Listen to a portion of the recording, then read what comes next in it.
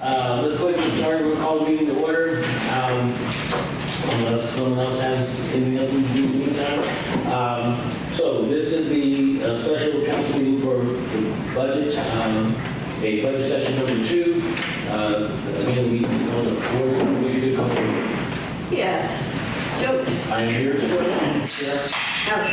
Here. Brennan. Here. Gustafson. Here. Also present, Finance Director Michelle Robinson, Project Lead Elise Giardillo, Planning and Zoning Administrator Hank Lederman, Village Manager Johnny Burns, and Tiffany Heiser from Shared Resources. Did I say Michelle Robinson already? Because I wrote you down so good this time. Thank you.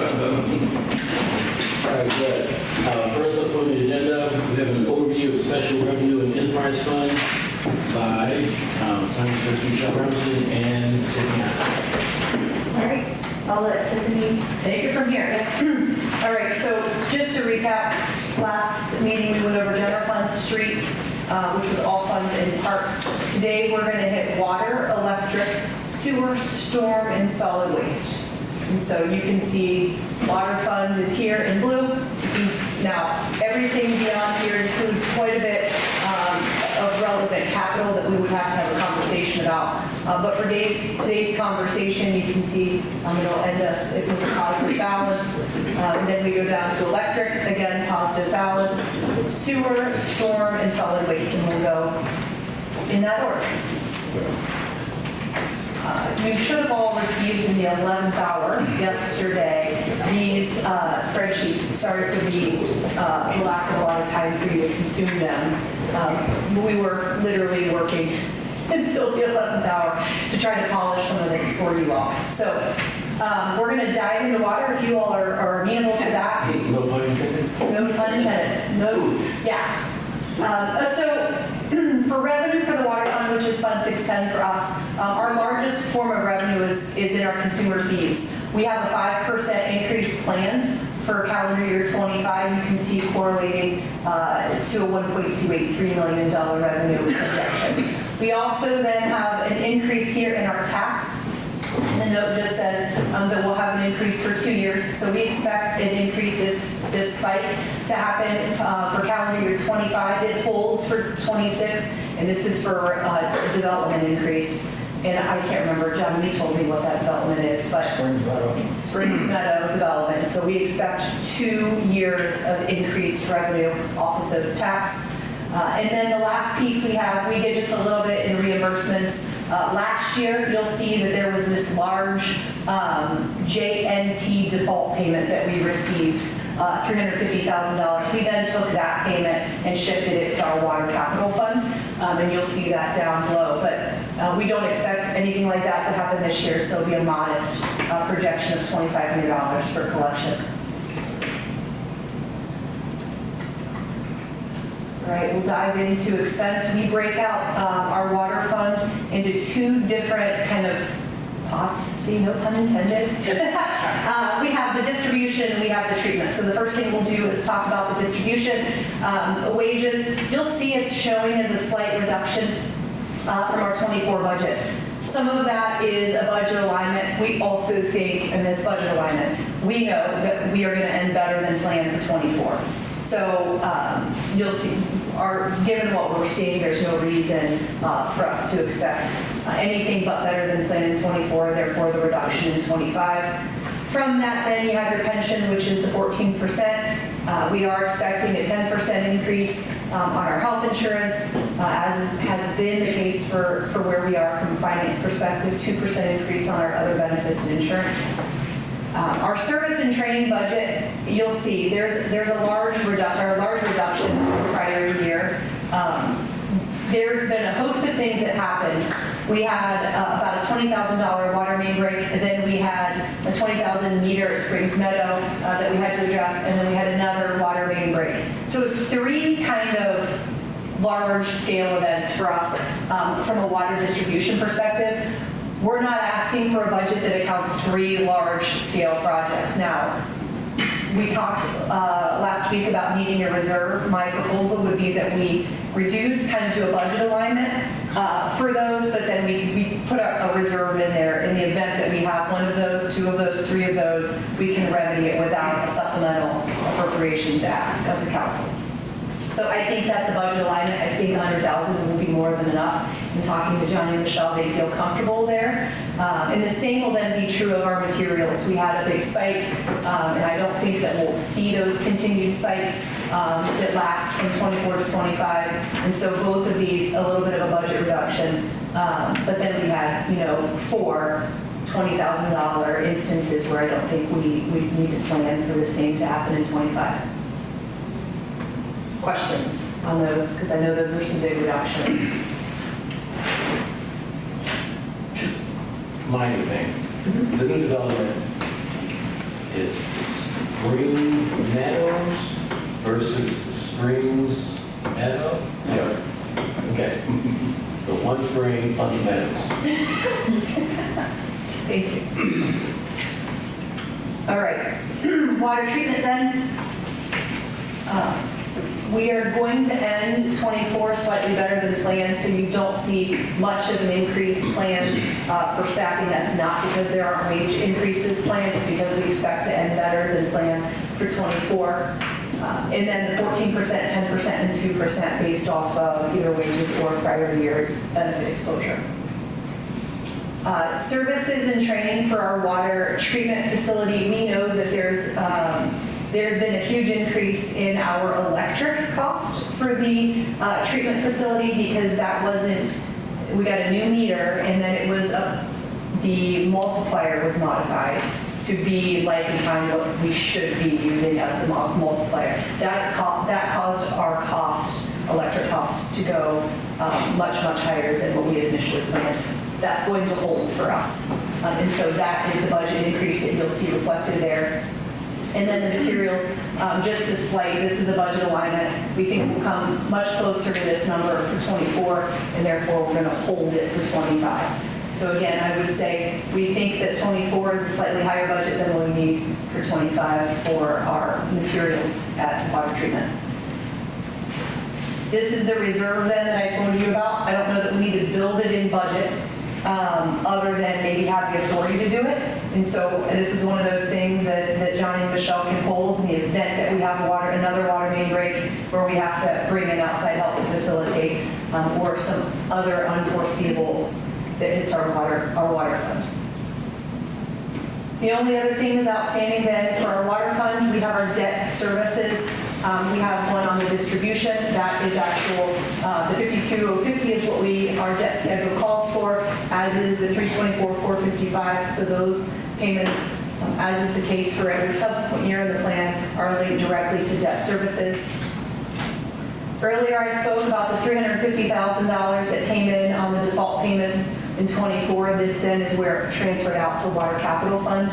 We are not projecting a need to transfer anything from the water fund to the Water Capital Fund.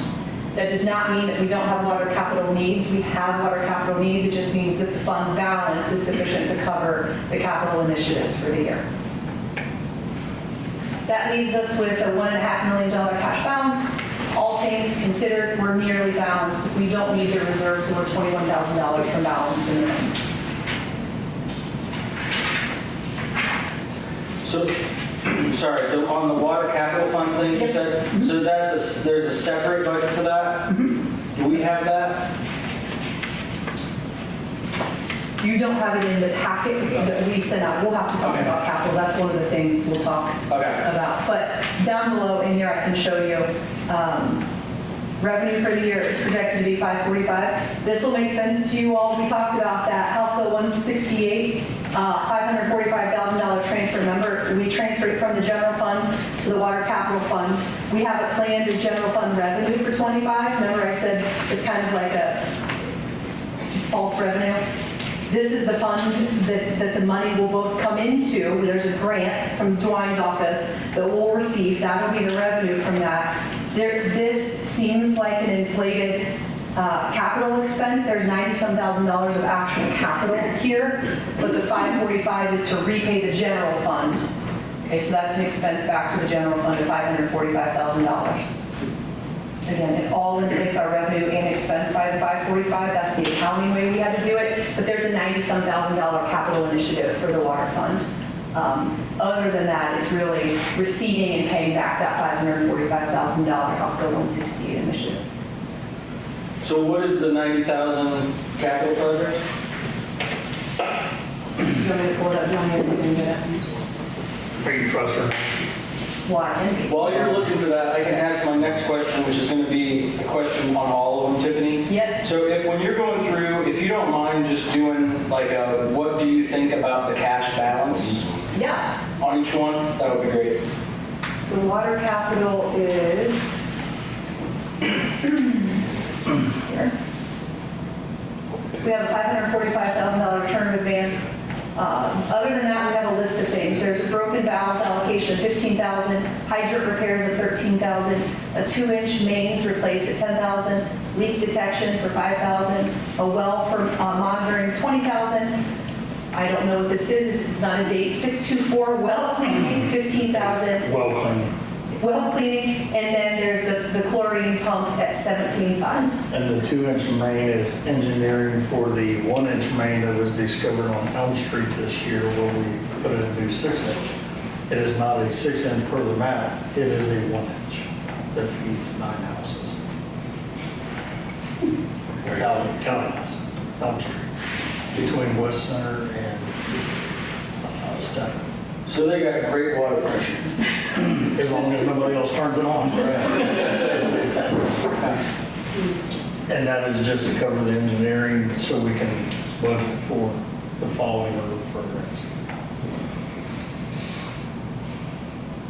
So I think, does that answer the capital question? And That answers the capital question. Now the yes. cash. Yeah. okay, so generally, so Gavin asked me, we had a conversation after last week's council meeting about cash. What's general rule of thumb for cash? And there isn't a magic solution for cash. And it's really, in my opinion, and this is a philosophical opinion, if you asked 5 finance folks, they're probably going to tell you slightly different variations of what I'm going to tell you, okay? Somewhere in all of this, we land on a place where we all feel comfortable, right? It's one of those, it's a comfort, it's a gauge. How do you know? It's comfort, right? It's some level of volatility assessing our ability to adapt systems to get to a place where we feel good about the cash reserves that we have. So the cash reserves, at its highest level, if you think of cash, it is the ability to have time to adjust. So when you think about what's the biggest reason to have cash reserves, it's time. If you don't have cash reserves to pay your gas for your car tomorrow, it's a different remedy than if you're projecting out and you don't have cash to put gas in your car in 2 years, right? You can solve for it better now if you know in 2 years you've got the problem versus today I have a problem tomorrow. Time is on our side the more cash we have in the bank. Okay, I think that makes sense conceptually, personally, professionally, right? We can all apply that. So what are the variables that lead us, right? All of us collectively to land on what a good cash policy is? And you look at the vulnerability of your resources. And so how safe are the assumptions? How volatile or how stable are our $1.4 million worth of revenue coming in? If they're very stable, then you conversely look at your exposure on your expense side. We know, reasonably speaking, what our staffing is going to be. The vulnerability for us is if we have any big water main breaks, right? Everything else, right? There's I hate to say this because I don't want anything bad to happen. Knock on wood. Generally speaking, I'm going to pull out, generally speaking, where there's volatility and expense, where we have exposure, your cash reserves go up. Okay, this is if you have a really old facility and you know at any time the boilers are going to fail you, the roof is going to fail you, the concrete or asphalt on the exterior, your foundation is going to fail you, right? The older the building, the less you've addressed them, the higher your volatility, the higher your cash. So we have a really stable revenue source in our consumer fees on this particular fund. Right? I don't think anybody's looking at this saying, oh my gosh, our revenue sources are in jeopardy.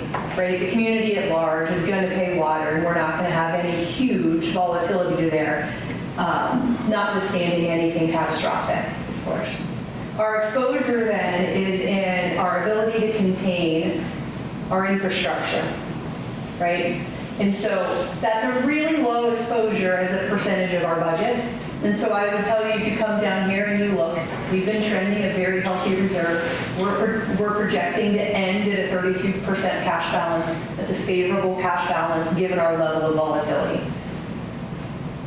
So looking out, that picture changes depending on what our capital and infrastructure needs are, so that we don't have catastrophic events. We're going to look to be preemptive, right, and fix up before anything happens. But there are quite a few. If I were to open this up, you would all like, don't want you to panic here.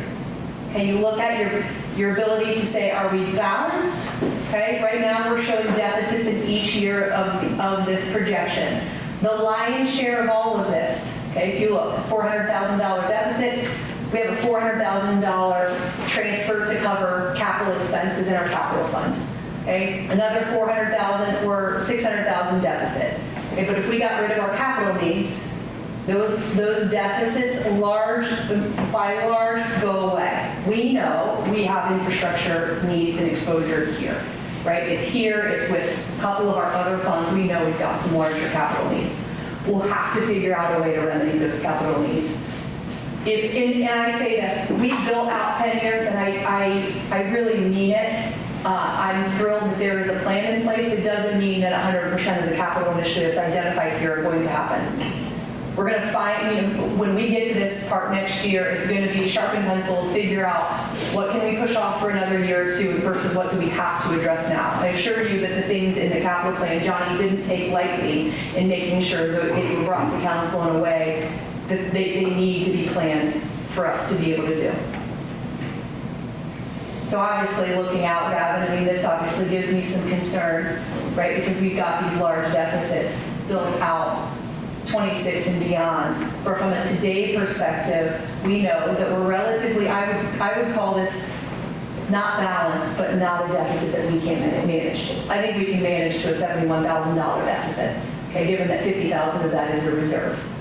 And I think we'll stabilize for the year, but we've got to put a plan together that addresses our needs from a capital perspective. Yeah, and that's why you see, the reason I'm asking about the capital budgets is because it's a massive question, right? Is when we're looking at the total numbers and seeing a $600,000 deficit and we add stuff in, that can either be terrifying, Right. if you have a really bad budget situation, or it could be, well, we have a lot of cash on hand, we're in a safe position.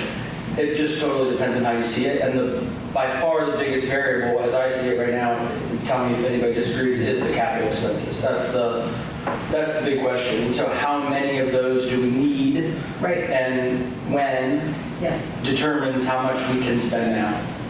So that's all. That's why. So as we're going through, I'm just checking to see, like, how are you feeling about those budgets? I guess I'm assuming you're going to say the same thing on all of them, Okay, which yeah. is basically I'll be these honest. numbers seem fine as they are, but then the question becomes what the capital expenses are. Yeah, and I'll be honest, I don't know how to be anything but, unfortunately.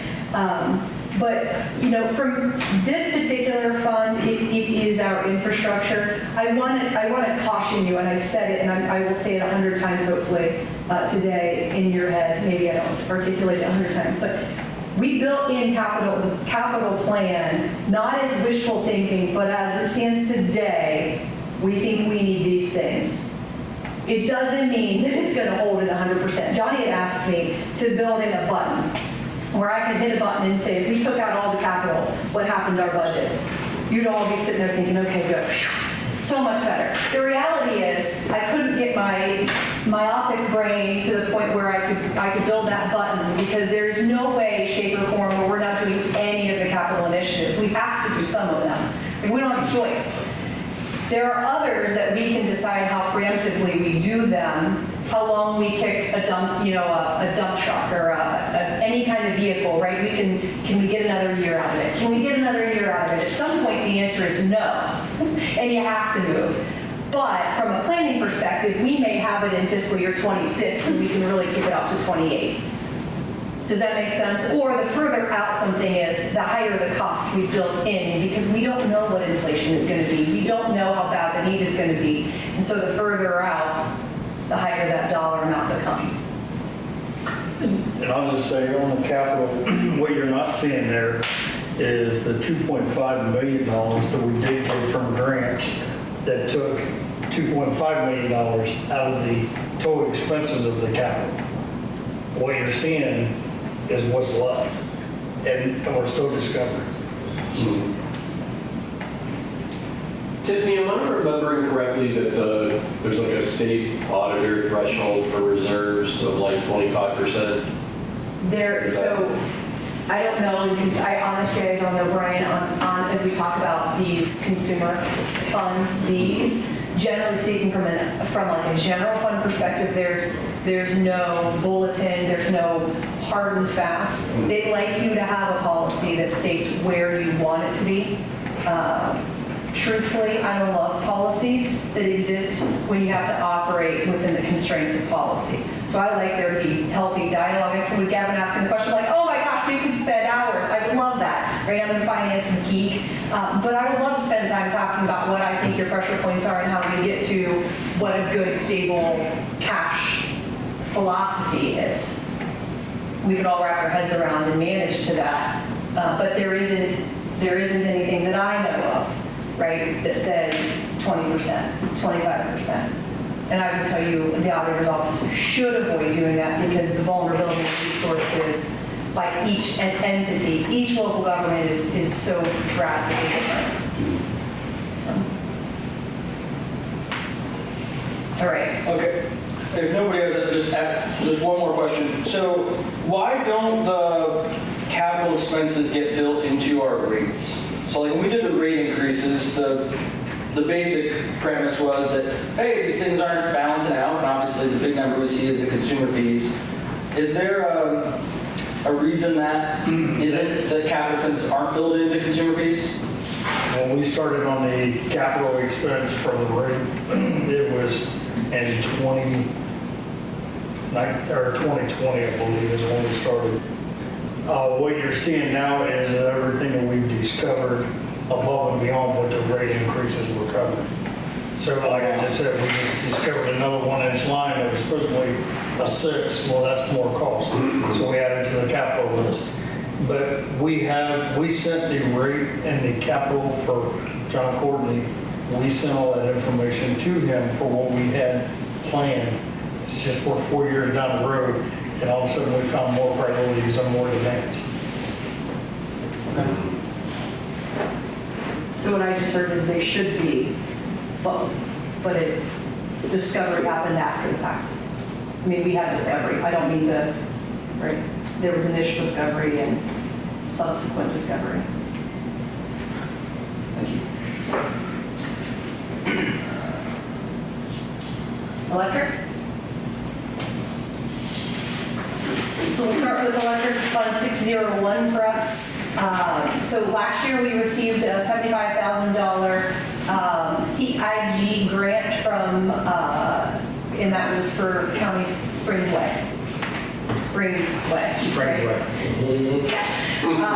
don't anticipate any grants like that this year. Obviously, if they happen, we generally have the corresponding expense as well. So we would build those in, and you would get those as a supplemental budget appropriation. We do have 3% built in as an increase to our consumer fees. We are also, this next line, this is one of those things Michelle and I have spent some time looking at the way we operate now. And I have just a note here. Whatever we bring in here is an expense. So when we have these reimbursements, it's usually we bought a transformer, we sold a transformer. Right? We bought something over here because we need to sell it over there. Whenever there's a reimbursement, that's generally what happened. A lot of accounting can happen that changes that. So what generally happens, you all will get an appropriation supplement that says, we're going to buy a transformer, but we're going to sell a transformer. So both our CERT and our appropriations increase. That's an accounting thing that we can remedy without having to be an appropriation supplement or change. So we're just going to change that on the accounting system.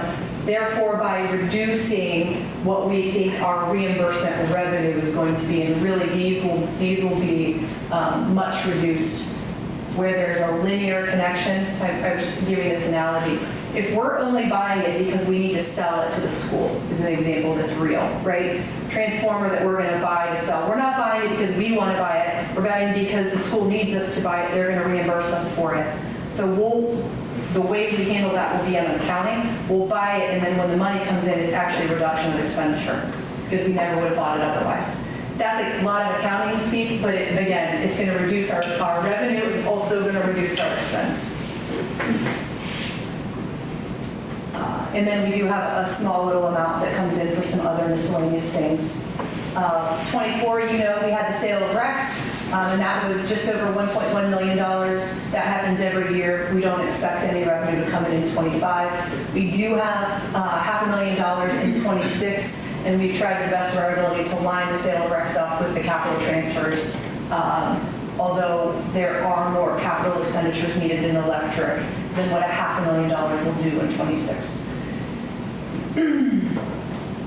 And Johnny, I believe you think that 500 is a pretty conservative estimate of what 26 will bring in. All right, questions on revenue before we advance? For wages, we do have, there was some staffing changes we went through. We're going to end 24 slightly over budget. We had something happen, February storm. That caused our overtime to spike. And so we know that we're going to be over budget this year in wages. We were planning a little bit for that and have done some staffing, slight modifications. So our budget will show as an increase, but probably not as large of an increase if you look at where we actually end for 24 as a result of some of the natural disaster stuff that we've seen. Therefore, when you increase your budget, your 14% wages goes up. We have a 10% increase then here for health insurance, and the other insurance goes up 2%. Holding in line then for our travel and training, broke out this particular fund a little differently than what I broke out some of the others, because in talking to Johnny and Michelle, there are very specific things that we do out of this fund. One of the things that we do is trimming and cleaning of trees and keeping everything safe for our power lines.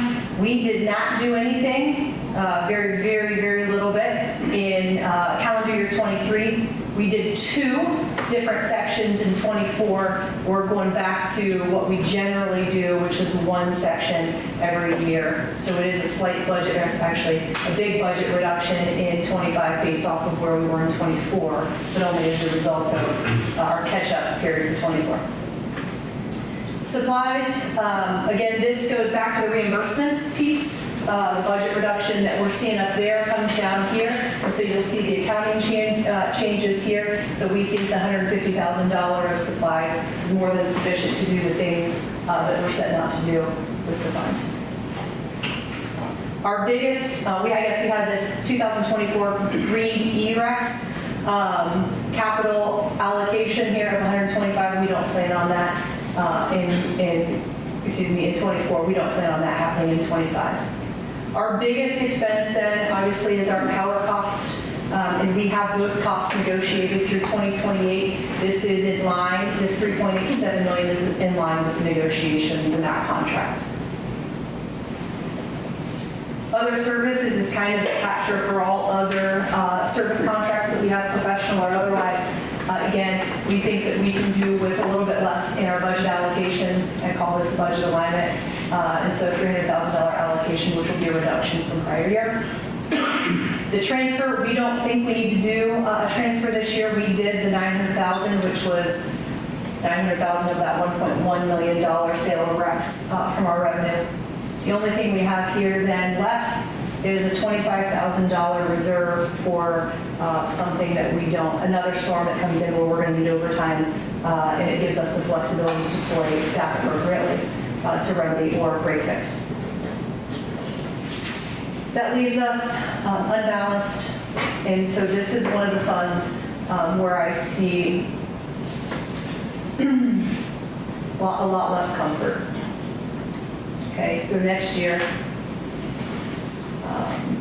you can see we're not balanced to the tune of almost $500,000. There isn't a year where we show a balanced budget, and we do have sizable capital initiatives planned inside of the year. You can see it's just not a healthy, it's not been a healthy budget, and so this is one that gives me concern, Gavin, if you ask me to highlight. Johnny knows this. It's not because we don't have stability in our revenue sources, it's just our revenue sources aren't lining up with our expenses. So, same answer on the rates? Yep.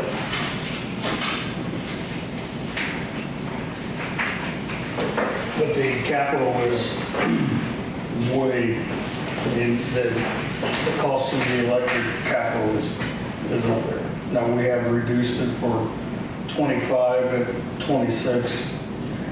We've had to shift priorities. Priorities now is the switch station with everything that's coming online on the west side, trying to get the third circuit out, or the center circuit, I should say, trying to make it to where the school truly does put a 3,000 amp load on us, that we're not shutting down the water plant, not shutting down Crescent, so we have to try to get that center circuit to be able to split off the load and be able to have that comfortability. So we have $355,000 allocated this year for capital initiatives. Again, because we had that large transfer from the sale of Rex into the fund, we have sufficient cash on hand to cover these capital initiatives. So the refinement in the list is $50,000 for poles, tornado sirens, switch station phase 1 and phase 2 at $50,000 and $150,000 respectively, a small dump truck, and then $10,000 for URV. And we did have a meeting yesterday with myself and Ben and Elise. AMP has sent us some grants to be able to help fill out. So Elise and Ben and myself are going to be working on, because the best bang for our buck is if we can put money and then be able to get a grant to offset some of those costs. So we'll be actively working on that still this year.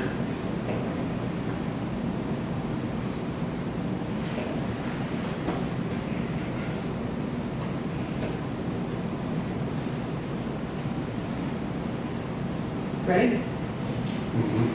Storm. I have better news here. First of all, it's not a huge fund for us. And so we have consumer fees. We're not expecting any changes for calendar 25 versus where we are today in 24. And we have a $30,000 request for a budget. We had planned initially for $15,900 to be budgeted in current year. We don't anticipate that expense happening, but we do want to take that expense and pull it forward with an existing $15,000 plan and make it a $30,000 allocation. We're still balanced. And what our goal here with these funds is to build funds for projects that actually feed the program. But this fund, if I were to pull out 10 years, you'd see, because there are other projects planned, it's going to bank money until there's enough money to do a project that makes sense for Storm. Well, that's not even enough to do High Street, and that's our first one. High Street's a $500,000.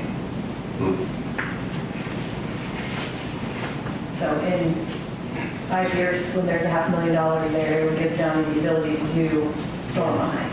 Yeah. Storm on it. You mentioned High Street, but are there other things in the pipeline? We're trying to handle stuff with the streets budget as well, and then let this one build up to where we do bigger, smaller projects we're doing with streets and stuff.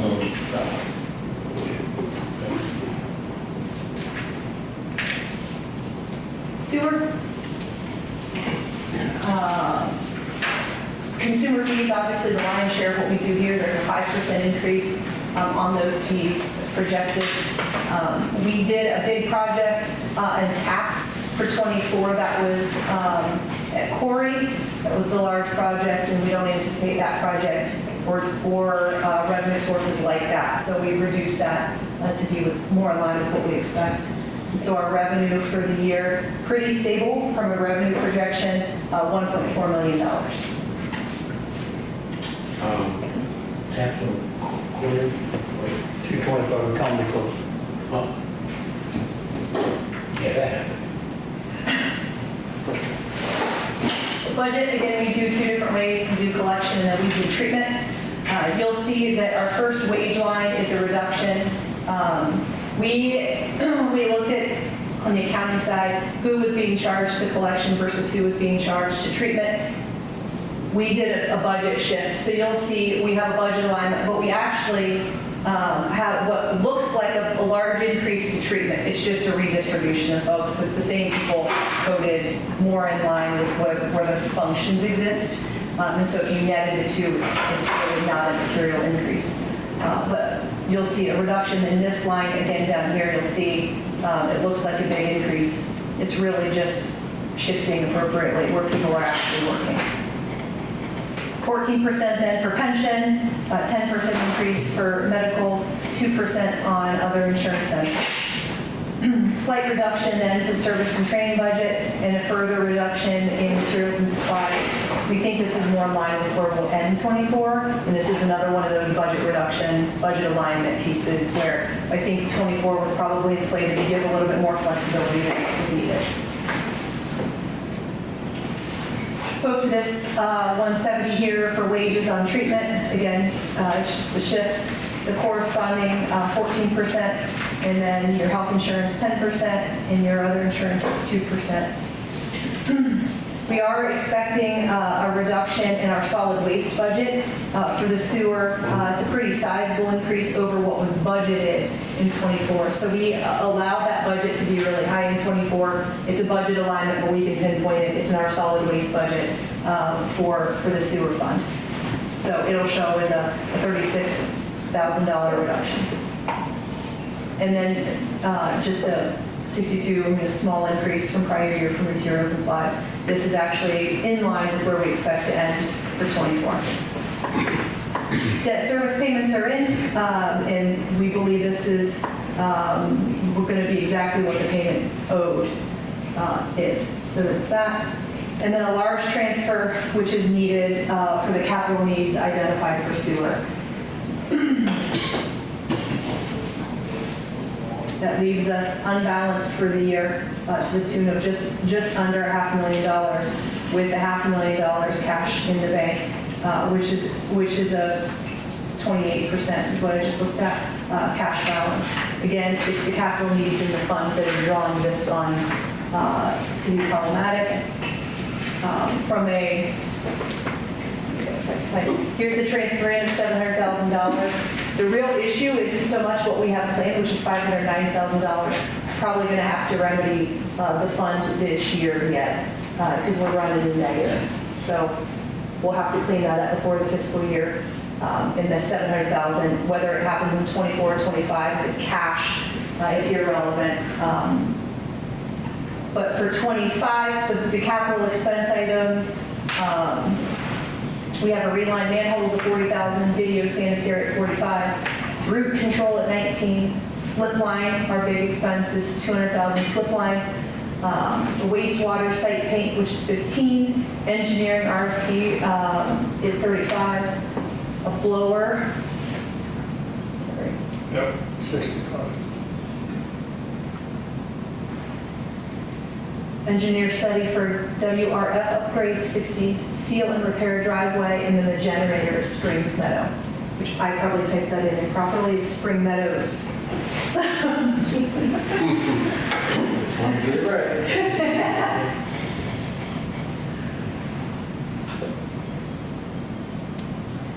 Again, this fund you'll see here is solvent as long as we have these transfers from the general fund, but you can see the transfers are sizable, which is what puts the fund in harm's way. So again, we have years where we can maybe manage this deficit.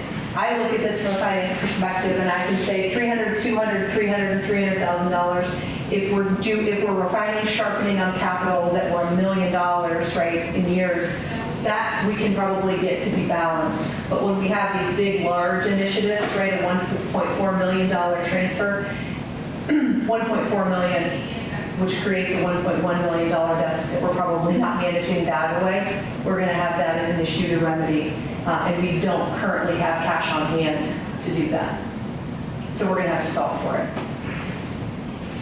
So part of the conversation is we've got time, we don't have a lot of time to figure out if all of what's in the capital plan needs to happen, right? We've got to solve it very quickly.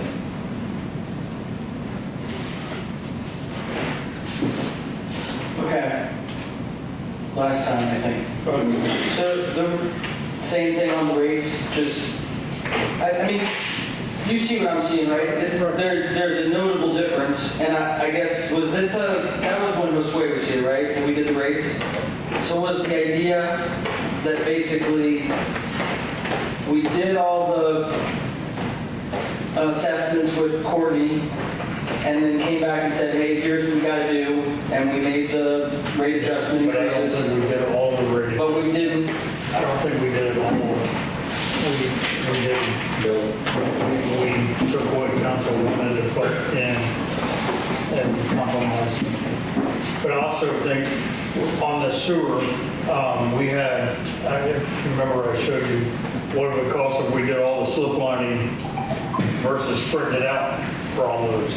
You know, so we've even went even further, and so we'll have a price guarantee this year coming up. So we said, okay, we'll do it again this year, do the section that's already been cambered that we're only doing half of this year, and then it's going to go every other year with slip lining because we can't do $800,000-$900,000 at a time.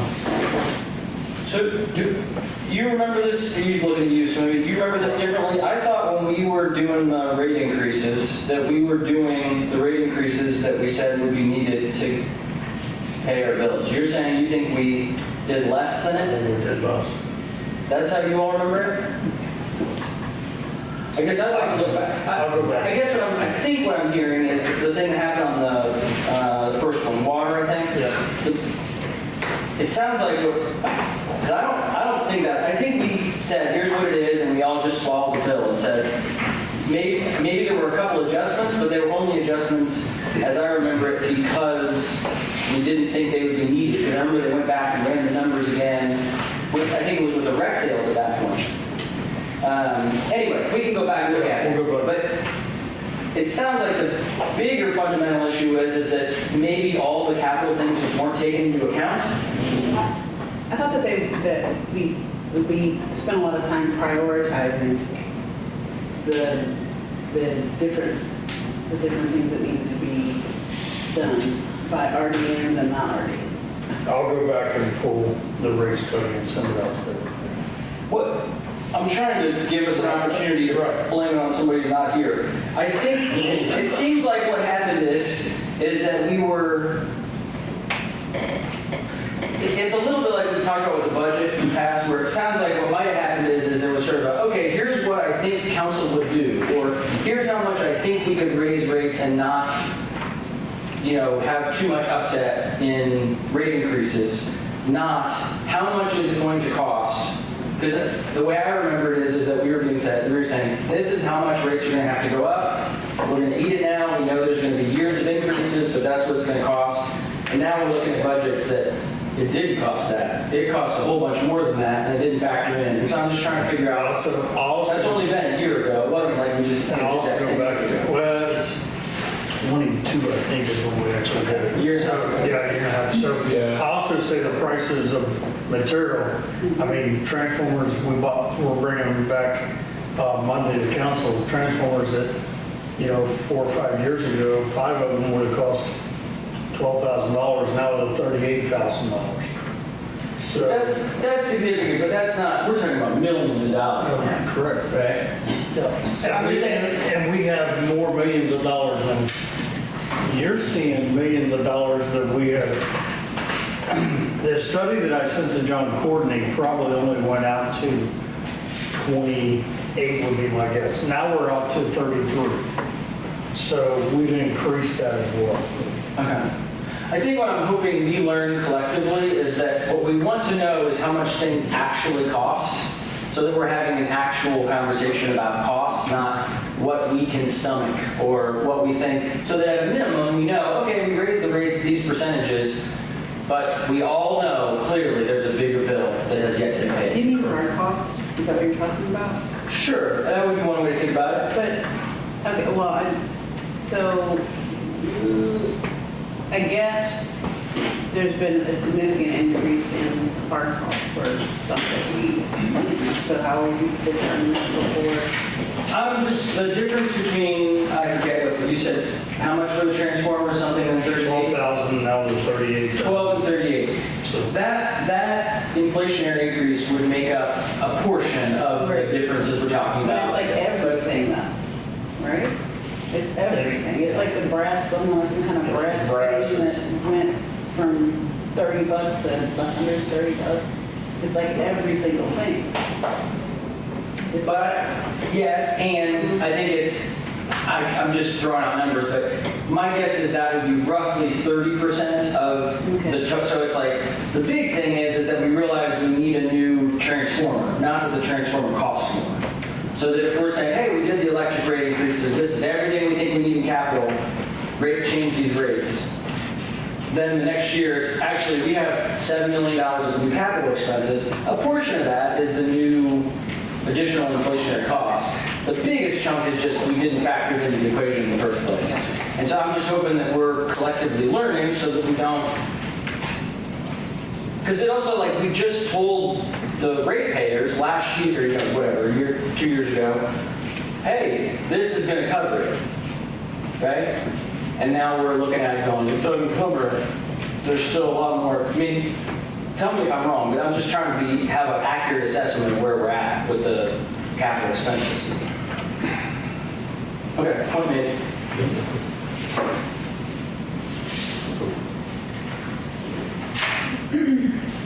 Solid waste is the last fund for us to review as it relates to our consumer funds. We have a 10% increase, and this is negotiated through 2027. You can see the revenue there,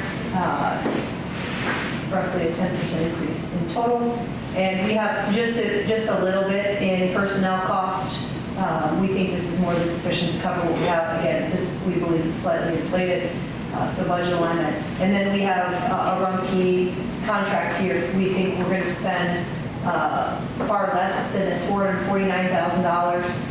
I was guessing we're going to spend 10% less than that this year. And so we think 420 is going to be a sufficient budget to cover the Rumpke and other expense costs that we have. Brings us balanced for the year.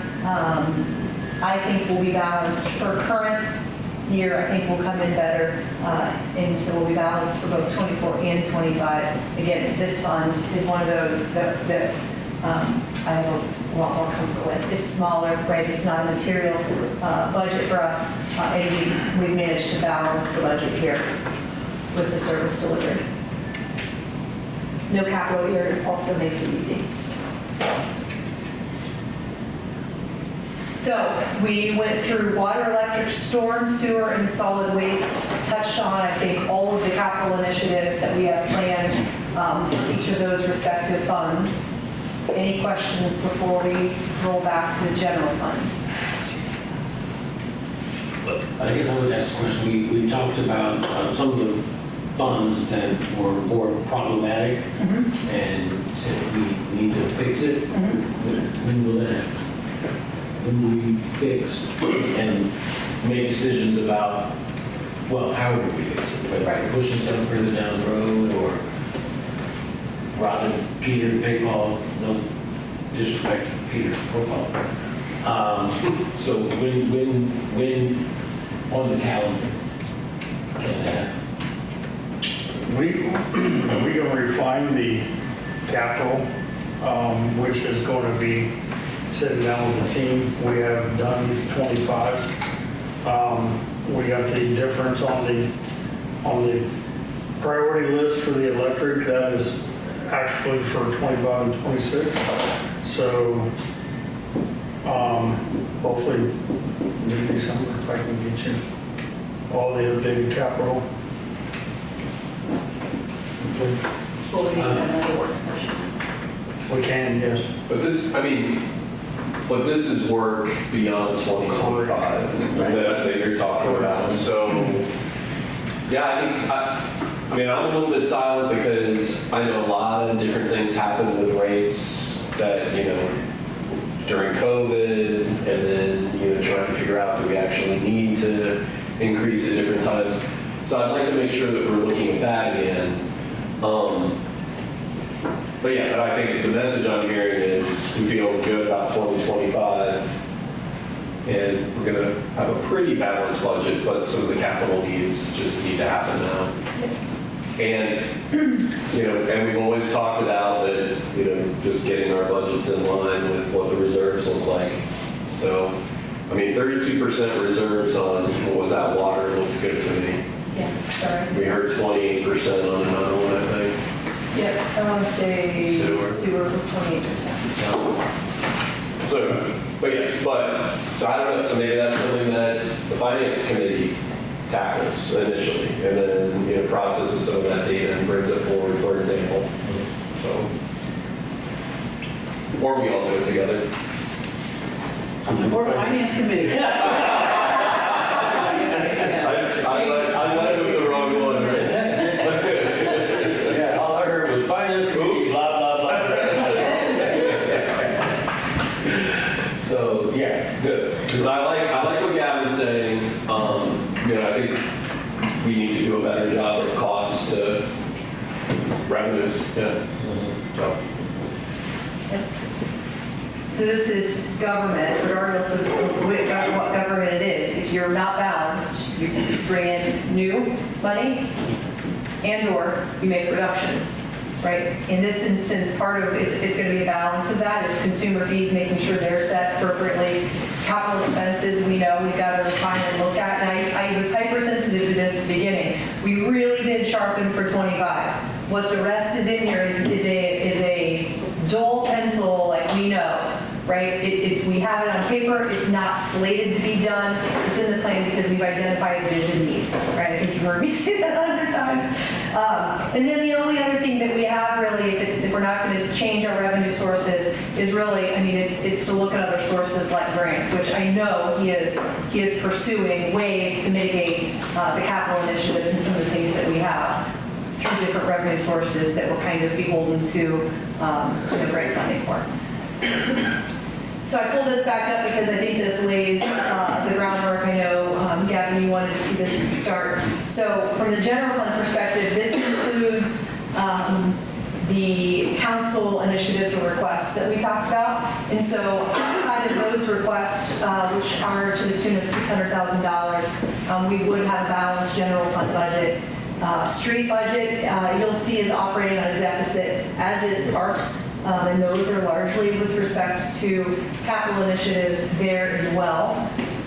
Electric, you can see, although we're operating on a deficit, we still have a sizable cash reserve. And so we have time to remedy what our electric funds trajectory ought to be. And so the good news is, although the outlook beyond current budget year isn't great, there is time for us to figure out how to remedy and how to advance, whether it be consumer fees, whether it be alternate revenue sources like grants or otherwise, or refining our expenses. Okay. All right. Ready? So we're going to go to the council initiatives. We're going to, it's the proposed additions. We're going to discuss all the proposed additions. As Tiffany said, we were in a balanced budget before we put in the $608,000. That was without them. Now with those added in, we're at a deficit. So Can you repeat that, please? with those initiatives, we're at a deficit. Okay. Just want to hear you. So then we'll go piece by piece. right? So the first one, we have them listed, they're baked in there tonight. We have the 180,000 asked for Cascades, 100,000 for active transportation, 100,000 for housing, 40,000 for economic development, 100,000 for community sports program, $28,957 for Channel 5 upgrades, 42,000 additional for the pool, 10,000 for EC, and then 8,000 for PAC. And what about the 50,000 for broadband that Kevin That mentioned? just We just came, got it today. we just Okay. got that today, so that was not in Okay, there so last next, so time. then I six- said it last night. No, No, actually. No. Well, wait, yeah. Because you was texting at 11 o'clock last night. Okay. So, go ahead. I don't know if I've seen anything on anything after, like from 40K down. Is there, did we get paper on that stuff? No. Is it sports? Environmental Well, the 100 development. days for the community sports was in Brian's proposal. Yeah. Yes. The pool, that's just like a part of my comment from Brian's proposal for the soccer fields. Yeah, okay, I saw that in yours. Yeah. What, sorry, what's the economic development? That was just, it was the same amount that we put in last year. It was kind of related to, honestly, Was it for the position? yeah, honestly, economic development, as I think I mentioned in my description, is already in the budget. So I think we can just take that out unless we need to discuss it, excuse Well, me. it's in the budget because we still think we have access to the 40K that we obligated but never used. Right, so then the idea was to kind of keep this position that is in the budget ongoing. So that intersects already, and I think I said this at our last session, so I think it goes away, because it's already in there with that. That was the one that was green last time, right? Yes. Okay. Yes. And then active transportation, I think also I said, I thought that was covered by all the things that, once we talked about where bumps and humps and everything are. So I think those can go away unless I'm missing something. So, That's his request.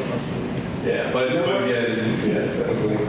So then what's Channel 5? Channel 5 is camera equipment that you had asked about, and this is the budget that Ben sent. These are for different cameras, different tripods. Does it all need to happen? Probably not. We could probably spread it out over a couple of years. But these are things that the Channel 5 needed to upgrade. And we could split it,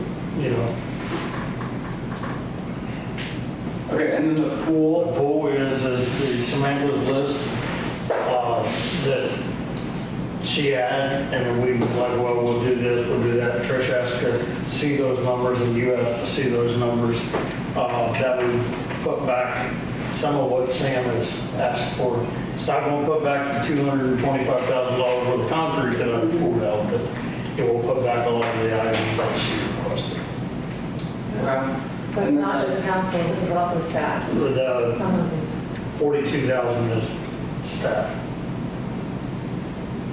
Then the 10,000 is 10's EC EC, and 8 is yes.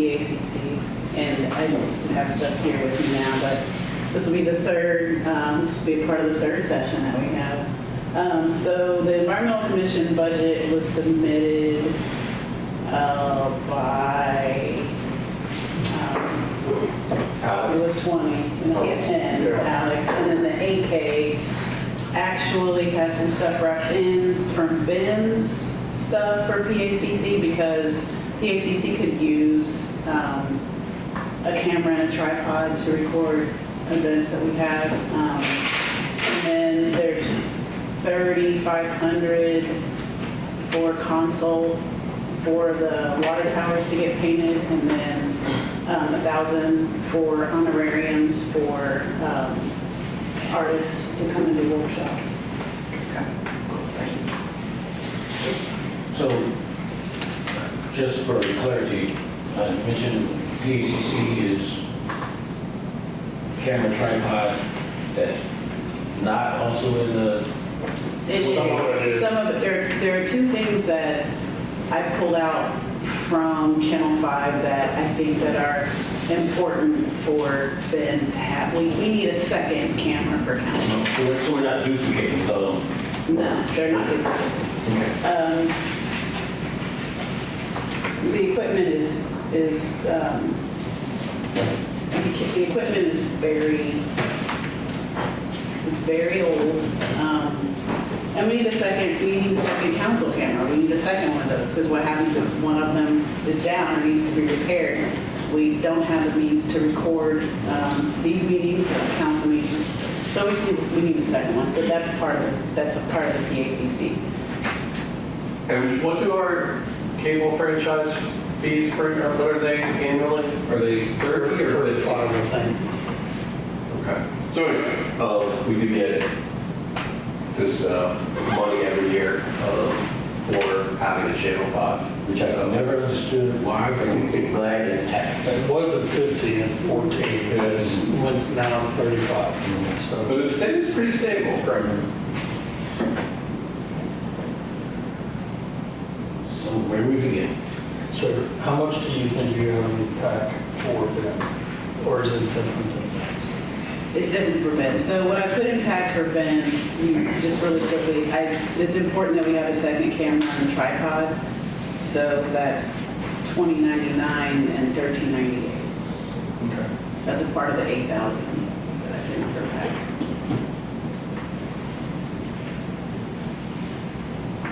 At least. And then I would look, I mean, some of the stuff I think that could be combined, like the drone stuff, possibly, because we have someone that has their drone license already. Yeah, So he's been on his license Yeah. as well. So we can distribute. I feel like that should stay in Channel 5. It shouldn't be broken out in pack, because then where does it go? Where does it live? In terms of equipment, I don't know. And it used to be the Channel 5 lent out cameras regularly, so if that is something that needs to be there, I feel like, yeah, it should be there, but it should probably live in Channel 5. So, and we did not contemplate anything for commissions in the prior version of the budget? It's in there. There's, $16,000 or something? yeah, something like that. Okay, so this isn't probably adding much. The 1919 that we read? Okay. Is this the safety? 12,000. Yeah. Council commission, that's what's in the packet. Yeah. After you take away all the event stuff. Got it. Okay, so yeah, so economic development's already in the current budget. So you're going to remove it. Yeah, and active transportation's already in the current budget. But then we need to add 50,000, correct, for broadband? For consideration. What's the, you want to talk about the broadband then, Kevin? Yeah, per my early morning memo, as opposed to my late night memo, you know, I start off, and I do apologize for being so late with it, but we start off talking about, you know, council needs to make a decision eventually about where we go. You know, in the perfect world, we would have municipal broadband as a utility, we would own it, show up on the bill.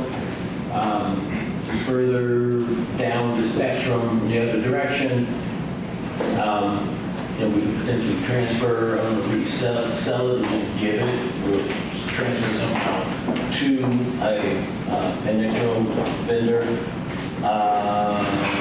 Altifiber, as an example.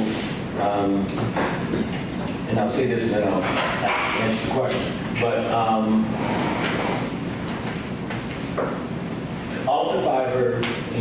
granted $10 million by Greene County to service X number of homes with broadband. It is my understanding that they cannot get there, or certainly can't get there easily without servicing the Yellow Springs households. I don't know where they are in that number, what the number of households is, and where they will stop if they don't serve the Yellow Springs. But a big hurdle for them is in the rest of Greene County where they like to serve, they have a hurdle is getting access to poles. Here, they need our households, B, we own most of our poles, or most of the poles that they need access to. So again, that's part of the consideration. However, in the meantime, whenever that decision does get made, in the meantime, we do have nearly 200 households, maybe just under 50, but we have businesses and households that are using our municipal broadband, and they need to be serviced from time to time. It would take a great deal of infrastructure eventually for municipal broadband to exist. It's interesting when I see other municipalities who've done municipal broadband, the photo they show you is a van. That's their van with a guy. That's their guy. It's like trucks and people that we don't have to do that. So I'm just trying to sort of position that as a big lift. Although with great benefits because we can get all the revenue business. However, the point is, we have a network with residents paying money, residents and businesses paying money to use our internet. And again, we just need to be able to service it. Last year, we had 50,000. It was used in a very helpful way to fill some gaps. But right now, if somebody called and said, I need something, or a tree fell and my cable got pulled down, there's humans that will address the issue, but we don't have money to pay for supplies and service. So we're like just getting by now, right? With what we're bringing in revenue-wise? I'll tell you in a couple of weeks, once the storm stuff gets cleaned up, but yes. Before the storm, we was getting by. And I think we'll get in the hole by the time the 3 spots are fixed. And we had to fix them. Downtown businesses were without fiber for a little bit, so we fixed them. To go back, we are in the queue for 25 for ultra fiber.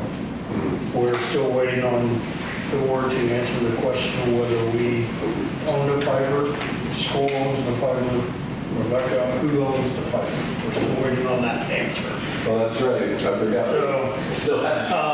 So to go to your question, you can put $50,000 in there, and then if we need it, we can tap into it, but we are trying to use the revenue to try to keep it afloat until we figure out what the end game plan is.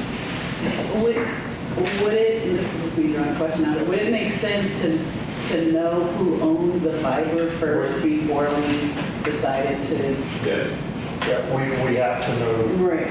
We've been waiting for that answer for 6 months. Yeah, so. Is it a legal question?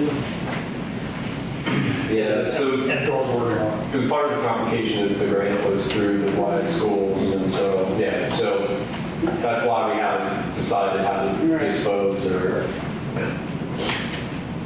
Entanglements. All right, so you feel, Johnny, based on what you know you've been doing to do repairs, et cetera, to provide service, you feel that 50 is enough? Yeah. Okay. I hope to come back and tell you that I don't need it. You're right. That would be my- Well, and I think it just prioritizes, we've got to resolve it as soon as we get that ownership thing. So yeah, it's just something I think that we ought to be prepared for it. Again, in a perfect world, we would not need it, but, I mean, stuff costs. If we have any kind of catastrophic failure, God forbid, we need to be able to spend money. So it's not the biggest number in the world, but I think we should have something there because we owe it to our residents, to the residents who are using it, to be able to respond. I think right now we're obligated. Yep. So we have to be prepared to provide service and repairs.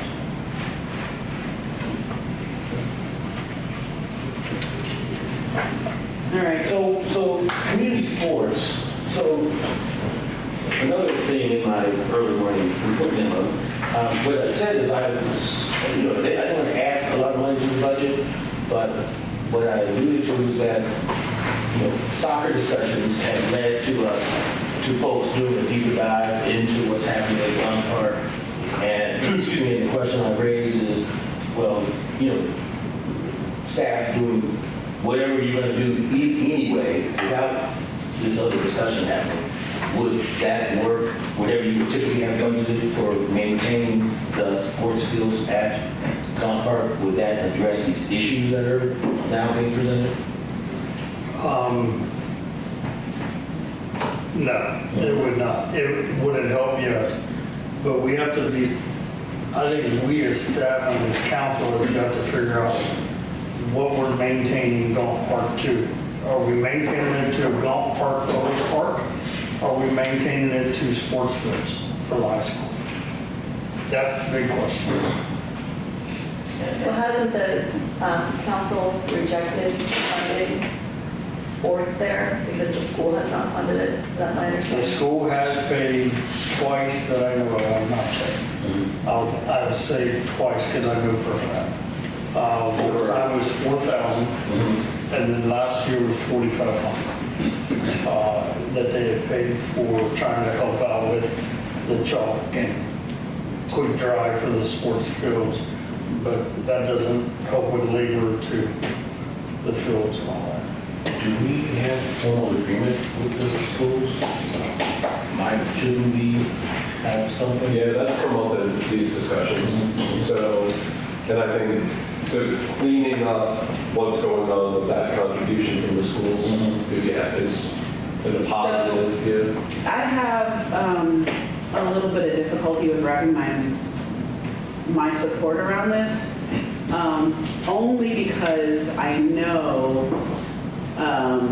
that the pool needs a lot of attention. So I can't reconcile $100K for community sports when I know how much upkeep, how much it costs to maintain the pool, the concrete work that needs to be done, it's a lot. So I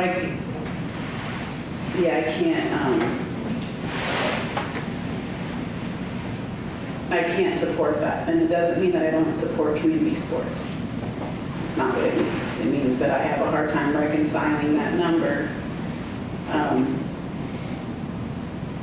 especially when we have so many infrastructure issues at the pool that's so heavily used by everybody in the county. And which is also a sports facility, by the way. Yeah. Well, if you read the thing I wrote up, basically I said, let's put 100,000 in there and see what it looks like, right? So I think the one thing we do know, John, you can confirm, is that we could certainly invest significantly more in our parks, right? So one way to look at it could be like with the broadband, and it's not that we are definitely going to spend it, but maybe we want to have it in the mix because, some of the discussions have mentioned there are safety issues with the fields that we might, and maybe those are in the budget, I don't know, so, but that's one way to look at it, but I'm also okay with it not being, obviously. So, But I think probably we need to start thinking about how do we generate some more revenue. Because I think there are some things with the park that need to get better. Yeah, and I know the sea dogs use it, that wasn't my, like, I, you know, if And the that pool, and the was pool. gonna be for the pool, okay, yeah, but that's, Seagulls actually put it in. yeah, the sea dogs do. So I don't know. So, but that's, I would either think of it as a placeholder, or take it out. And I think Johnny said, oh, sorry. I think you said there were some improvements budgeted, right, for Echo Park? Yeah. Not very much. Like just the caging, filtering. Couple of backstops. Yeah. So is it make sense to make it a smaller placeholder? I'm pretty open, honestly. So, Johnny, do you have any idea, you said that the regular maintenance would take care of some of the issues, do you have any idea? how much? Can I make a proposal? Sure. If we're gonna put $100,000, or say, reduce it to 50, we don't spend that unless the schools put 50 in. And then it's back to 100. So if they want improvements at their sports fields, that is our park, they put 50 in, we'll put 50 in. Man, hard poker move. That's fair. I love it. Let's put the money. What's the proposal for the, what's the proposed cost for the soccer fields at that park? We don't have any. Yeah. And if I can just pivot off that, because I think that was the other piece of what, Brian, you had in your initial memo. Yeah. I think because I'm kind of the mind that the reason that the community sports program was potentially of interest was the idea of ensuring there was dollars there if we were trying to figure out the rec soccer fields being at Gaunt Park. So to me, it sort of depends on the scenario. So with that in mind, I'm more comfortable with sort of putting money there in case, and then I'm also comfortable with some sort of match or, you know, an expectation of there being agreement. I'll just make my broader comments that I'm sort of looking at all this through is like, we're trying to figure out what our needs are and what our wants are, right? There's some things that are like, you literally have to do it, and there's other things that are like, it'd be great to have, but it isn't a thing that like makes the, you know, water run or the electric go on, right? So then it becomes a question of priorities. How are we balancing which of the things that are wants, and then even within needs, there's questions of when is it a need and how much of it anyway. So there's that balance that's going on, and I think evidenced by many things we've talked about over the last several months, we have some amount of flexibility, right? You know, a minute ago, Tiffany, you're gonna hate me for repeating what you said, but you said, hey, I see $1 million thing, I'm not too worried. We can figure that out. I start seeing many millions, then I get nervous, right? That's just indication that some flexibility we can work with, that you can change a bunch of these assumptions and push some stuff out and figure out how to find $1 million. Finding many millions of dollars starts to get more challenging, right? Same, you all know the one that I always bring up is the sidewalk thing. You know, we had $916,000 we thought we could find over a couple of years. You know, so I just bring this up to say I think we all have agreed in some way, shape, or form there is some flexibility. It's just a matter of to what degree, and that's complicated. The lens I keep looking at everything through is how do we increase our racial diversity, lower our median age, and increase housing affordability. Those are the things that I'm trying to figure out. The budget's a reflection of our values, a reflection of our priorities. Those are generally the things that I'm going to be inclined to try to figure out how are we moving the needle on those pieces. Not to say I don't care about other things in the way Carmen just said, like it doesn't mean I don't care about the sports programs or other things. So coming back to the piece around the community sports program, I'm not as interested in it as a community sports program investment. I am interested in it as a solve for unaffordable housing development. So anyway, that's just the lens I'm looking at all these things through. Yeah, there's a lot of community members that do though. Like that's a highly utilized space. Yeah. But the main thing for that money, we don't have estimates what the improvements will be. We have no idea. Where the pool, we do. I mean, they've looked at that, they know that these are the dollars that we need. So I would say, you know, do the pool and then have Johnny do the work and staff to put together what the numbers would be on what the actual improvements would be, what's needed, what the cost would be, and then bring that back for next year. And Gavin, to a point that you touched on, and Brian, I don't, regarding Gaunt Park being a possible solution regarding, soccer as it affects, low-income housing. I don't know if there's been a 100% realization on that, whereas, is everybody on the same page? But I listened to the recording of the meeting, and it just, to borrow a phrase, doesn't pass the make sense, the make sense test. That's borrow that from someone. So I just think, Gavin, that one phrase about Gaunt Park potentially being a solution for rec soccer as it relates to FlyTech, I think that doesn't have legs. Am I wrong? I don't know what the feeling was in the meeting. Again, I just had audio that I listened to, but I've seen numbers, and unless we're having kids literally playing soccer in the middle of the street, I don't think there's a solution for official rec soccer to happen at Gaunt Park.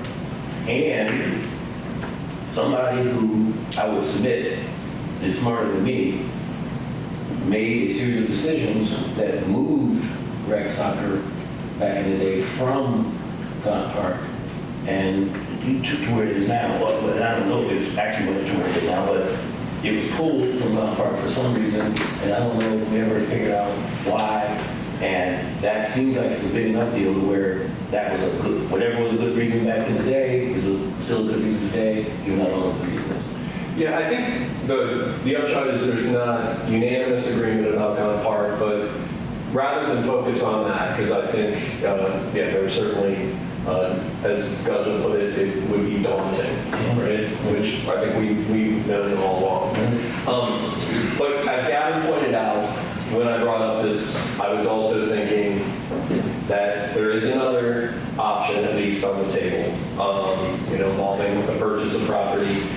And there has been a question of whether the village would invest, as Gavin pointed out, to help close the gap on the affordable housing project.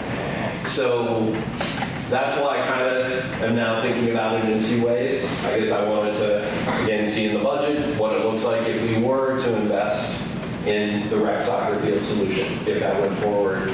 But also, I've learned in this process, and sounds like others are paying attention, that there are lots of things we can do at Gaunt Park, right? Which John knows and which Samantha, have shared, and so.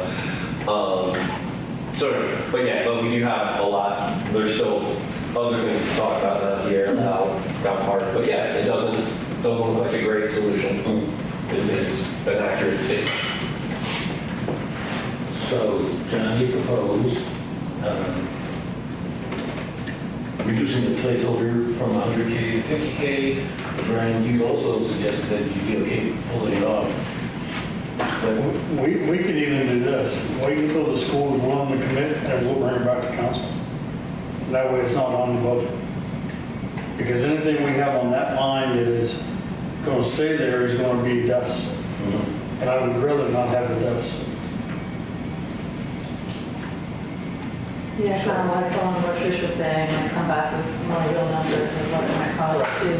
Because really it's going to come down to myself and Tanner and Samantha and Jeff Irick and Terry Holden and the new AD sitting down to see what they really think that field needs to be until they can build their sports parks.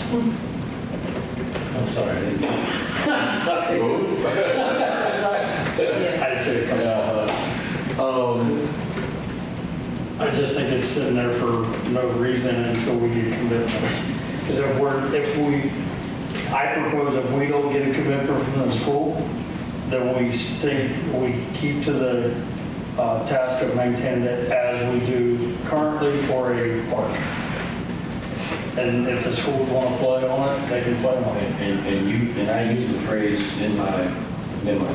I want to make sure that staff has what it takes to maintain Gardner Park to your standard. Correct. It is, what is in the current parking and streets budget will be maintained to the standard for Gardner Park. Okay. I'm feeling the tug to pull it off. Yeah. I mean, for me, it's going to be, it's going to be a decision, at least on affordable housing thing, a decision that will probably. I really don't want to conflate those two things right now. No, I know that they are related, Sure. but how they are related and how many steps it takes to get there that's problematic to me because I'm not interested in conflating those things, especially right now.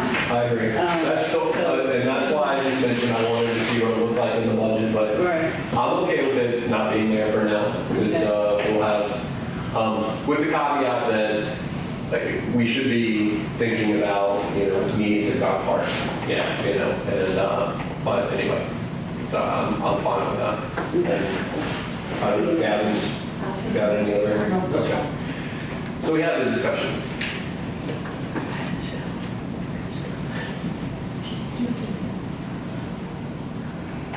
Can you tell 100 from another? Got it. So someone just said, I'm sorry, I'll let you finish. We have 7 of the initiatives.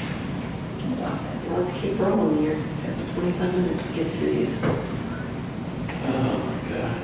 Yeah. So housing. We're doing good, we're doing good though. So housing was mentioned a little while ago. On the team, yeah. What I will say, Brian's memo is fairly exhaustive in a positive way.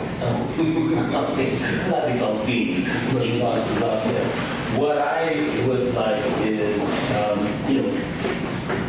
I may be speaking out of turn when I mentioned that I understand the staff has considered the possibility of investigating, manufactured homes as an option to go on glass farm. Maybe again, that may become a number. I just put it in there so that we sort of cat is out of it. But instead of increasing the ask for housing, I'd like to dedicate that some of the money be spent towards us making some legitimate progress on housing on village-owned property, whichever village-owned property that is. And again, I also alluded to the prioritization, for somebody in the bus who's not here, that Josue made. He prioritized the order in which we should be addressing things. I think that's all out the window now. I don't know where staff is with that right now. I sense that Glen Park maybe has spoken to us.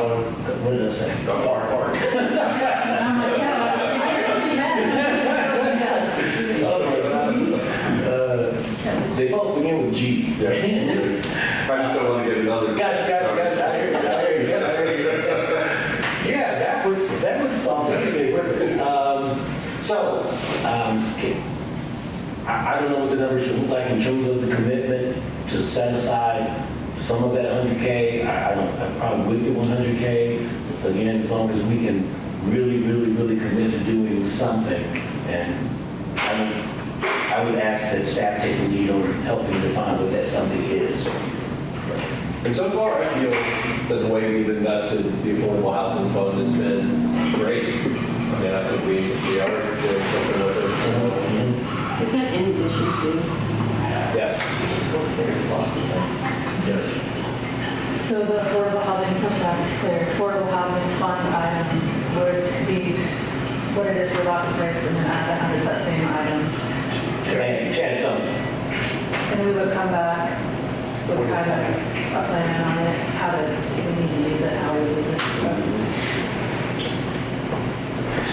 Which doesn't have to happen right away. Correct.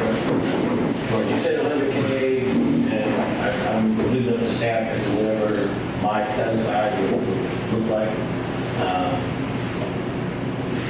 I don't know that you need to state a set aside, because anything that gets, if you want to tap into that fund, the proposal has to come and be voted on by council. It's just that there's a pool of money sitting into which one could tap. So if you have that as a 100K addition to the Affordable Housing Fund, then we know What what's don't we there need? to I'm sorry. propose. We don't have to identify the breakdown You of don't have to. 100,000. Oh, okay. And I agree, because what you're talking about is what I'm thinking about. Yeah, Yeah, so just knowing what we intend or hope to spend it on. So the existing affordable housing fund, is it mostly? Oh, It's all awesome, yes. Yeah. Okay. Anybody want to pull back on that 100K? I'm good with it.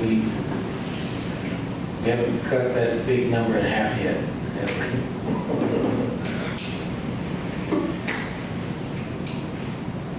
Leave it 100? Okay. All right, on to the next thing. Cascades. So, Yellowstone's Homey has submitted a memo. In addition to that, I hope folks had an opportunity to look at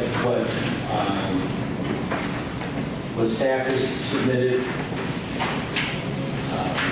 in particular regarding the engineering, the study from, or the memo from Choice One Engineering, advising that,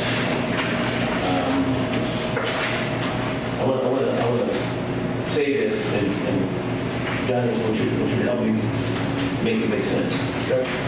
If changes are made to the plan, the Homey's plan, does the, two things come into play. Storm management and poles, utility poles. And changing the plan, tell me how true this statement is. There is a way to change the plan so that the 100K, what, goes away, 180K, goes away or is reduced? I think the 180K could go away if they redesigned their plan and didn't put 32 units on one spot. Because then they could have an above-ground detention pond and they would have lesser units, but then they could design around the poles to where the poles would not have to be removed. And this 180K, or is there? Well, there would be a reduced, right now they have an underground system and a retention pond is cheaper if you put it above ground. And when you go underground, it's quite a bit more. Yeah, poles. Are poles being addressed at all? Not on this one. So there would be an additional, There'll be more cost coming up in the proposal that's later down. There's more funding requests for phase 3 and 4 coming in the future. The Choice One, we had them look at the stormwater in the area. The size of the storm right now is a 12-inch. If they was to take it to a 15-inch, it would increase 175 to 180,000 on the village side of the storm, but it would not change the system that they have currently in place. If they do change it, if they change it to a 24-inch storm, double the capacity, we don't have that number, and I'm going to tell you why. It would reduce the size of the system that Homey has, but it would also be 9 inches out of the ground. So therefore, they can't put it in. So that's the reason why they did not give us a price. because you can't go deep enough, you can't get. You can't get deep enough because of the system going out to the Antioch. The inverted Antioch it won't accept it. And you'll be above everybody's driveways and everything else. So The 24-inch will not help, can't be installed.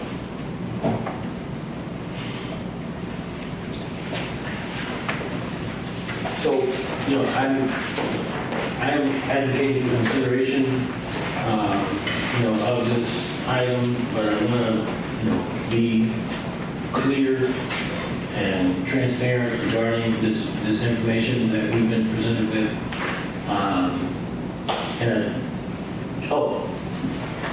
We can just conclude. I just have some factual rebuttals when it's appropriate. Okay. Thank you. A man of a certain age doesn't take much. But yeah, just want to make sure we acknowledge a couple of things. Number one, I think we typically schedule a third meeting, the third budget meeting. Yes, no, no? We're deciding to. Yes, okay, good, yeah. I'm feeling like, yeah.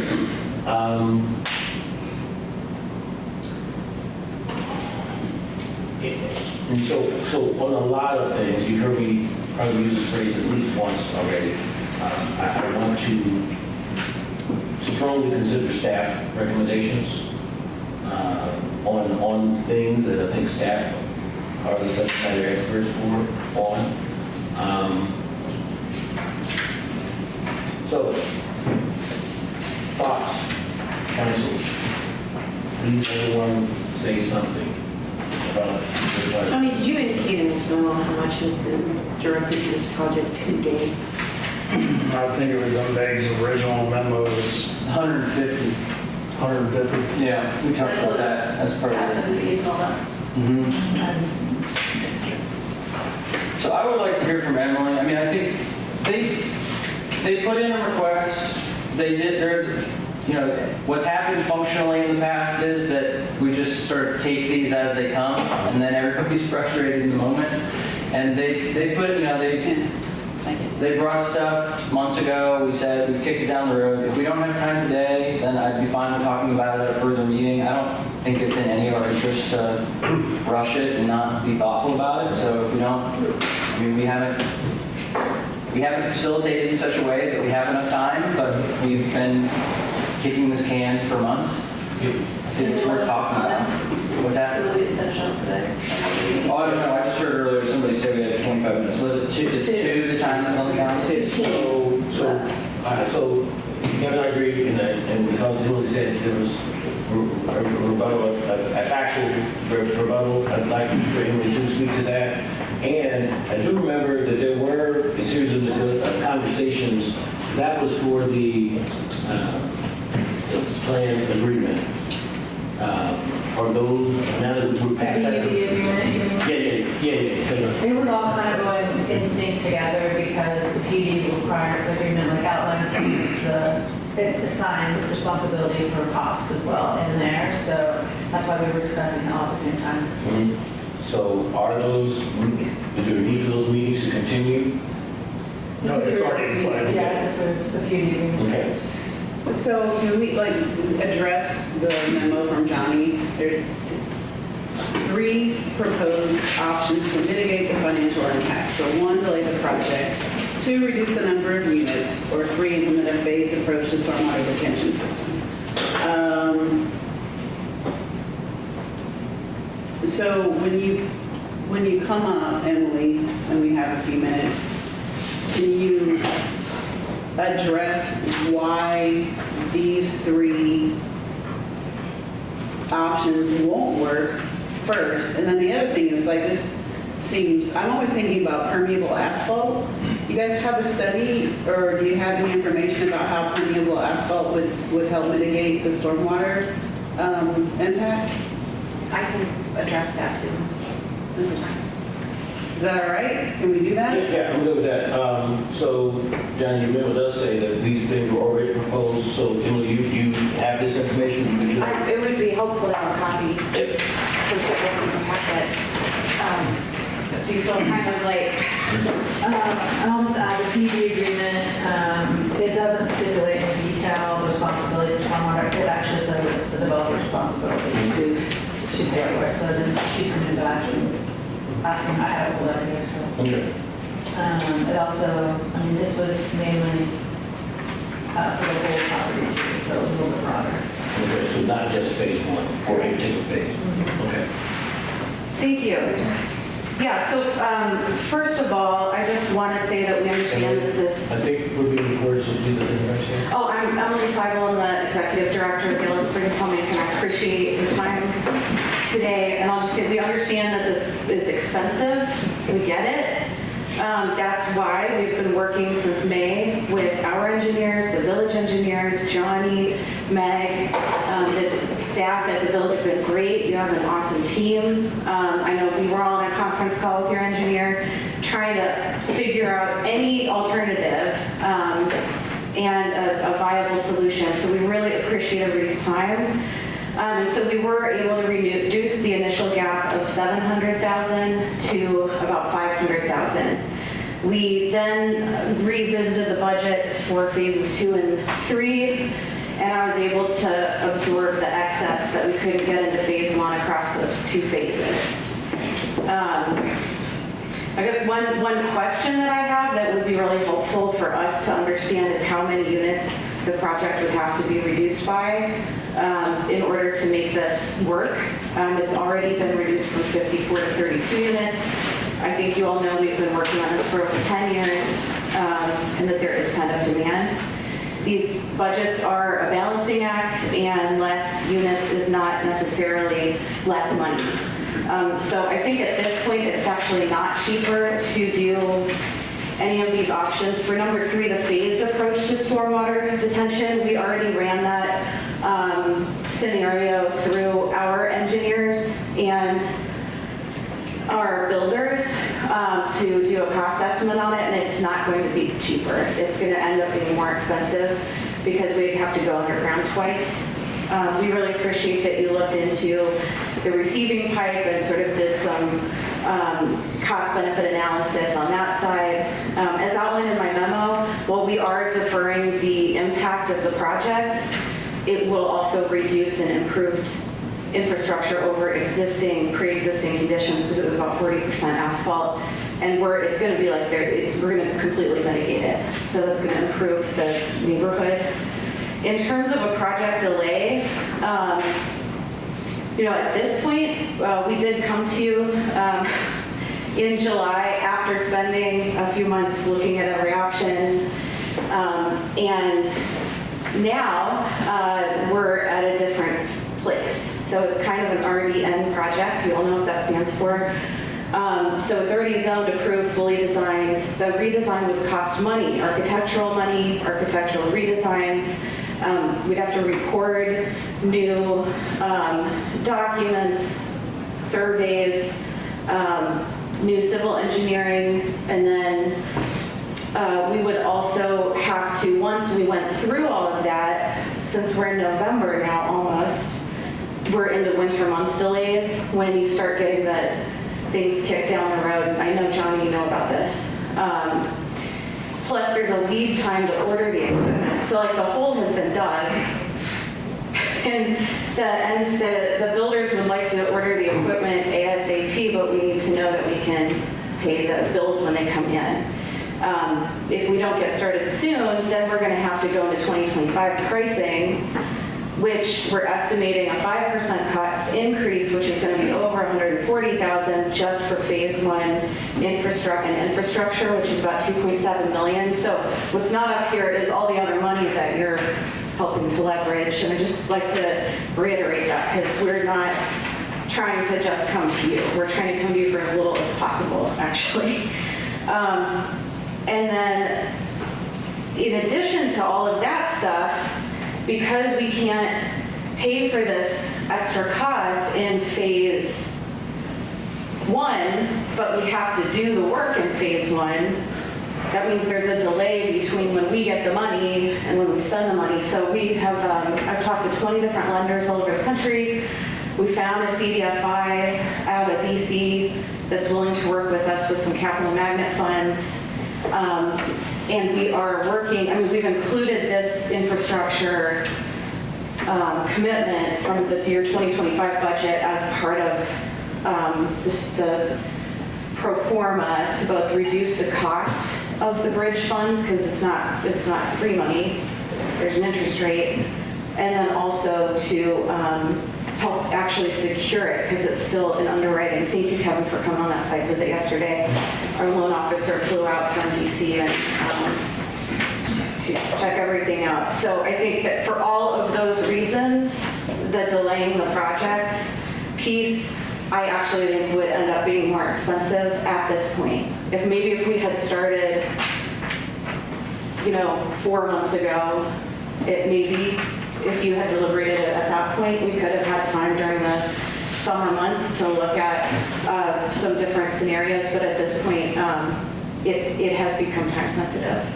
Okay, guys, we're 5 minutes. We got 5 minutes. I got it. Go ahead. These suggestions, these 1, 2, and 3s, was presented to Chris Bongiorno and to Emily on July 3rd. It's not just today. These are from July 3rd's meeting that we had with them. The other thing that I want to say, if you go back to the memo, they only had $215,000 for all their infrastructure on the estimate. That's where the big downfall is.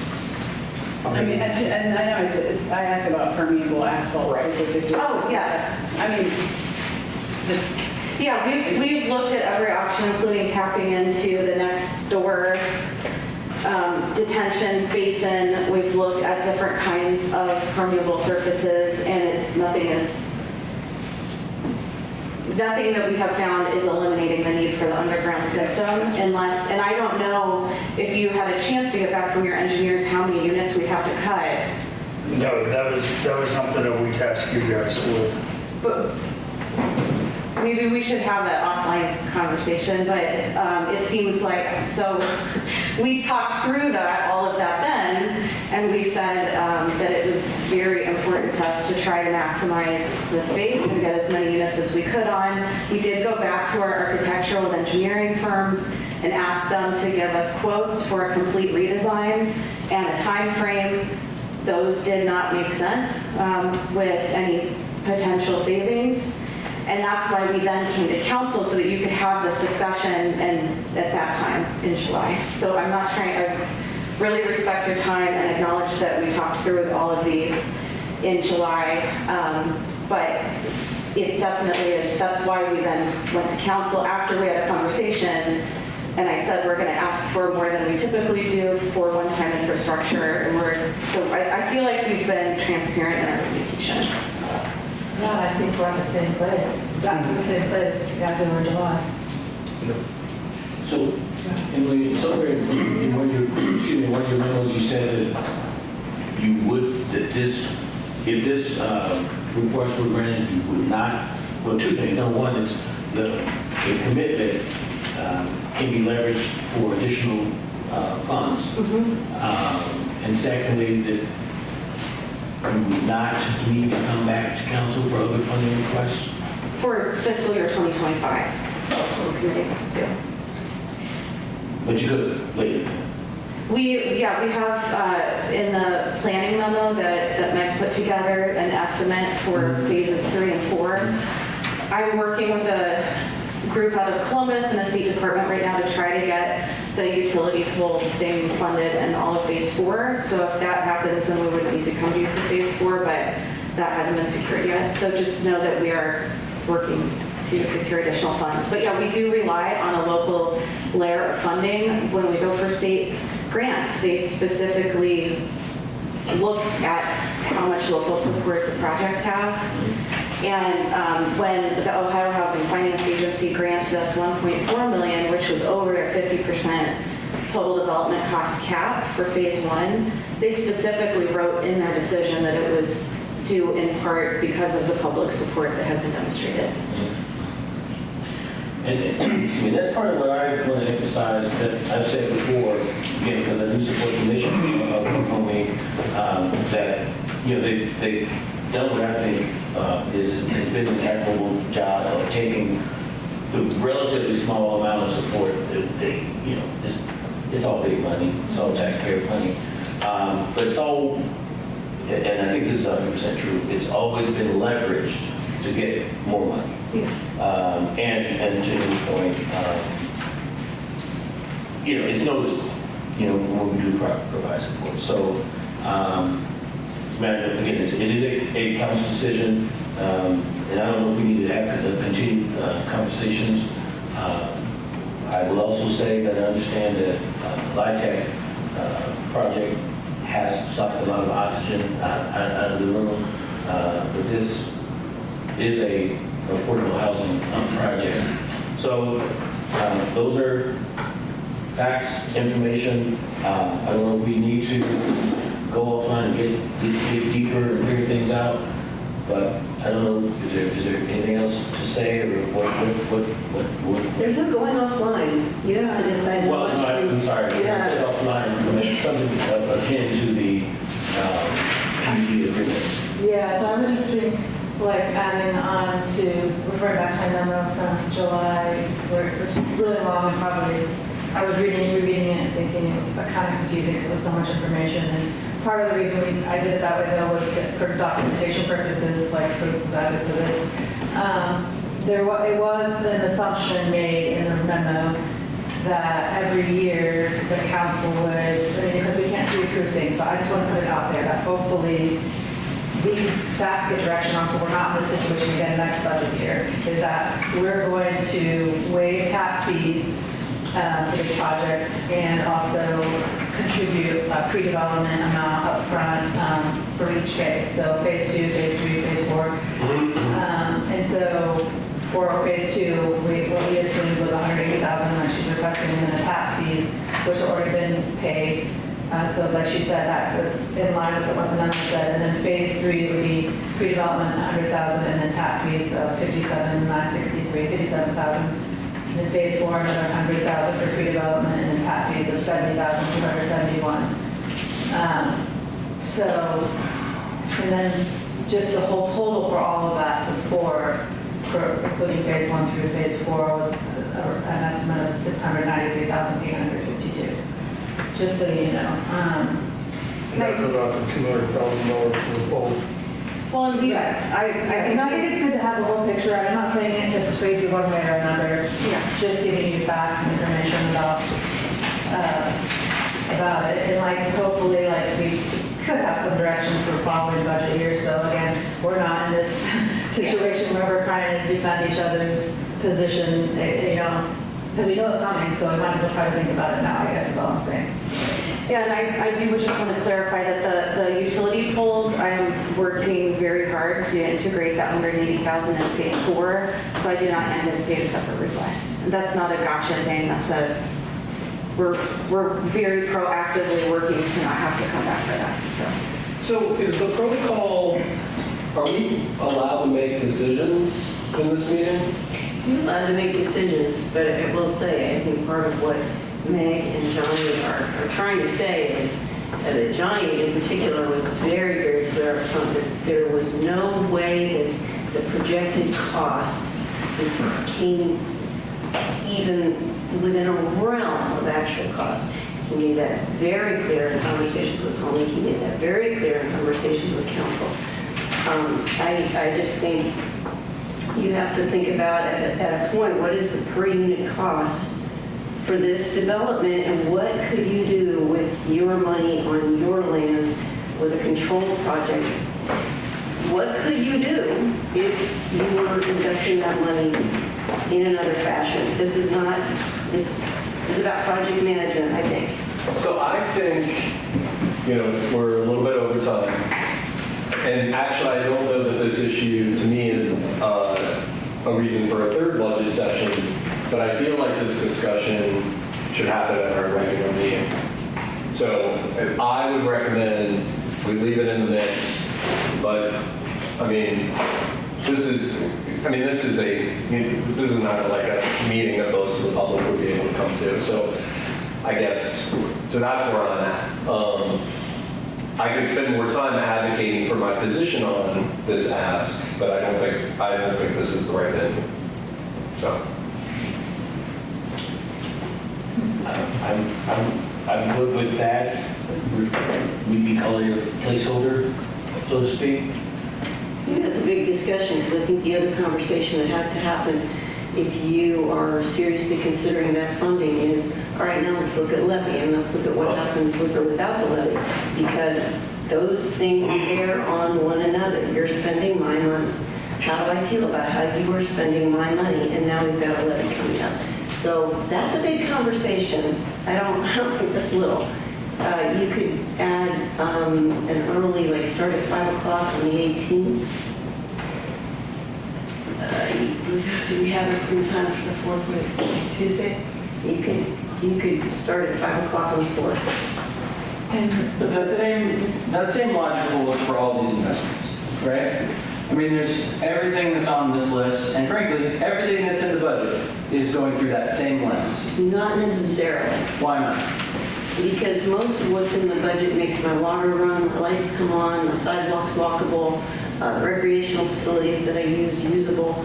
This is kind of a philosophical jump. Okay, are you willing to spend your money for this kind of a project to add this many units? When I spend my money, I'm not willing to buy a $300,000 car. I won't do it. I don't need that to go to Kroger's. So I look at cost per unit. Is that reasonable? Yeah, I understand. I just disagree. Like, ultimately, every one of these things is a question of, is it a good use of our money or not? When we're looking at the sidewalks to Fairfield Pike, the question is that a good use of our money? But you're saying a good use of our money. It is Yeah. not our money. Yeah, I mean village money. Right, village money, and that's Taxpayer money. Taxpayer That's what I mean. money and our constituents' money. And so I don't, I got 1,510 bosses. I agree. That's what I'm saying. And so yes, and also, I don't think it's the same. And is it For good? reasons. I don't think it's the same for reasons. And is it a good use of money or a proper use of money as well, of the taxpayer? From the auditor's standpoint. Yes. And that's where my issue is, based off of the conversation with Johnny had in July and the information that he obtained. That's where my question is. Wait, this is a whole nother level. You're saying you're concerned about there being about this being a proper use of funds? That's what you're saying? I mean, that's my question. I mean, we've done this.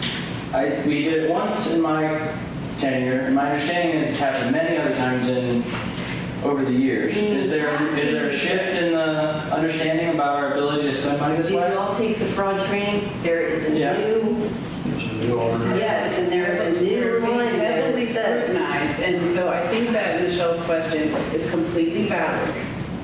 So yes. I mean, we had talked to the solicitor about this in the context of so this would be a reason at the special meeting, at the meeting before at 5 p.m. or whatever, then we should ask Amy to talk about it. Because we've asked Amy to talk about it in the context of the LIHTC project. Well, I'm not talking about that, I'm talking about this 180,000. I understand. I'm just saying we've talked about Yeah. the use of public funds for the purpose of affordable housing in the context No, of. and she's clarified that. Yeah. I'm just talking about this specific request. I'll Yeah, tell I'm you, saying the logic she used was Yeah. would have been the same for everything she talked about. your solicitor is never going to publicly state that you will get yourselves into some sort of audit trouble if he's never ever in his life. So, But you're saying, but you're bringing it up as though it's an audit problem, I and think then we're not allowed to ask. Michelle, I think you need to listen to your I mean, audience. it would be, because my name's going to be on that check. Johnny's name's going to be on that check. Michelle, do you have concern about this kind of expenditure? I do it's been brought up, so yes, I do have some concerns about it. Okay, then we just need to talk about it with other people who have expertise on it, that's all I'm saying. Yeah. We have brought it up in other contexts, let's bring it up again, that's all I'm asking. Well, I will just say, whenever proper use comes up and we're making a true investment that generates property and income tax, the property use thing, I just think it goes out. But anyway, but I think that we can talk about it again. I agree with Gavin. It's the same logic that will apply to this project. Local governments are supposed to do housing development, and they're supposed to generate revenues. Municipalities are supposed to do housing? Municipalities Yeah, we're supposed to support housing. I do believe that. support, but not, yeah. Yeah, I'm sorry. Yeah, thank you. Yeah. I'm ready to wrap up the meeting. Yeah, I guess you know. But I just don't want us to forget there is a real return on investment that I think puts those questions about proper. So we are going to wrap up. Sounds like there's going to be more discussion. Before we do, Carmen, and I might be speaking out of turn, but we do have a CRB request from you. Want to say anything about that? Say anything about the CRB request? No. Okay.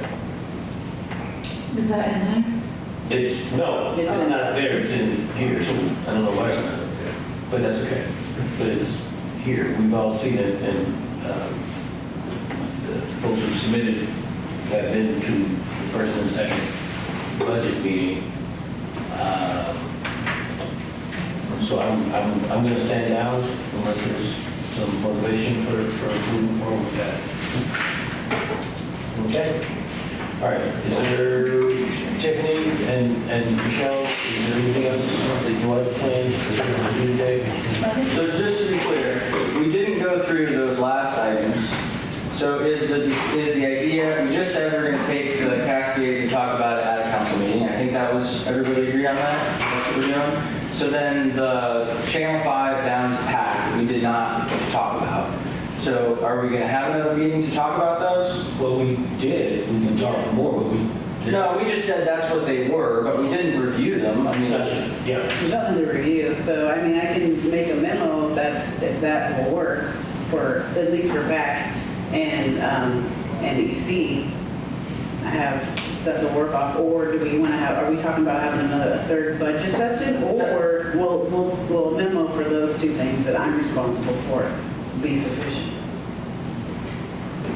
I think I would feel more comfortable if in that third session, you just recap, are these in or out? Are these in or out? You know, because those, it seemed to me that you sort of landed somewhere, but I think you need to formally agree, yes, those are in or no, those are not there. That's okay to put off, I think, to 5 o'clock. I don't think that'll take a long time. And was Is there there? no third or yes, third? Well, the third one was if we meet at 5 o'clock on the 4th, and you've got 1 hour prior to your regular meeting, which is basically a work session, Okay. to get this together. And then if that is insufficient, there's still time to add another one before the first budget reading on the 18th. So that is already been noticed. No, but it can be, it's only Tuesday. Okay. Are we good with that? 5 o'clock? so we're doing a work session on 4th at 5. And that's going to cover this and Cascades. I mean, this. It's basically those last few things and Cascades. Yeah? Okay. Sorry, I should have checked with you guys first. Sherry did. Okay. I'm sorry. I should be doing my camera. I'm going to suggest, yeah, I'm sure that will work for me.